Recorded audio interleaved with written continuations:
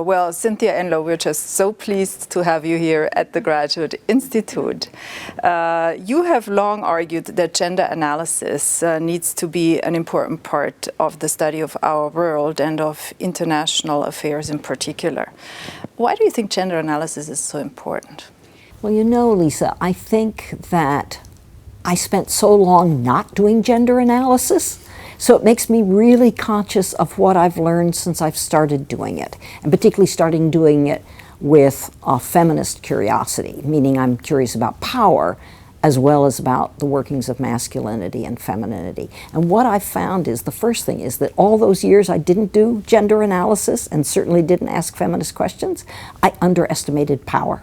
I took for granted all kinds of things about the way states meddle in family affairs, or about the way international organizations make presumptions about feminized poverty or feminized factory work, or where women are in war zones. And what I realize is that since I never asked about those presumptions, I was never curious about them, I completely underestimated how much power was at work in trying to sustain certain ideas about what manliness is and what the good woman is. So I think really what I've learned, and what I think we all are learning from doing feminist gender analysis of IR, is that there's a lot more power at work, there is a lot more resistance at work, and there's a lot more saliency applied to women in international politics than most people ever admit. I'm curious, could you give us some examples as to what you see when you do gender analysis? I'm thinking of your latest book, Nemo's War, Emma's War, which is about the war in Iraq. What do you see? Well, in fact, I'm from the US, so I feel particularly responsible for sort of thinking about how Iraqi women and American women experienced that war, and also what they did during the war.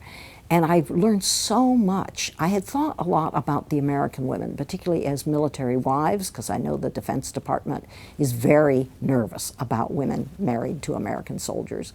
But I hadn't really known enough about the history of Iraqi women's political organizing, which goes back to the 1920s. Who knew?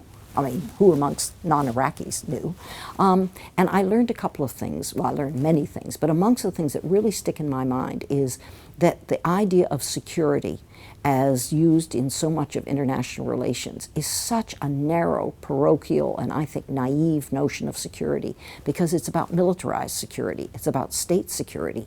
When you watch Iraqi women, really diverse Iraqi women, I looked at a beauty parlor owner, I looked at a woman running for parliament, I looked at a woman who was newly widowed, and they all had strategies for trying to create at least a modicum of security in the midst of a war zone.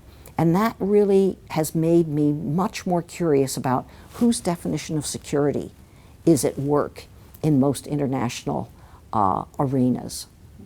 Can I ask you a last question? Yeah. Would you have a recommendation if you were here in Geneva and you were teaching here, researching here? What would you think that would be the most important things for international feminists in Geneva to take up? Well, I think one of the great things about being here in Geneva is that you have all these areas, like what anthropologists call the field. And the field isn't a village in northern Afghanistan. A field is the ILO's office.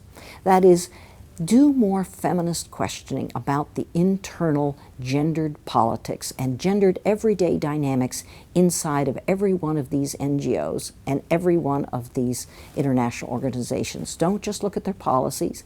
Don't just look at their official discourses. Look at the gendered dynamics of masculinity and femininity inside every one of those bureaucratic buildings. I think you have taught us a lot already by being here in Geneva. Thank you so much, Cynthia. I've learned a lot from being here.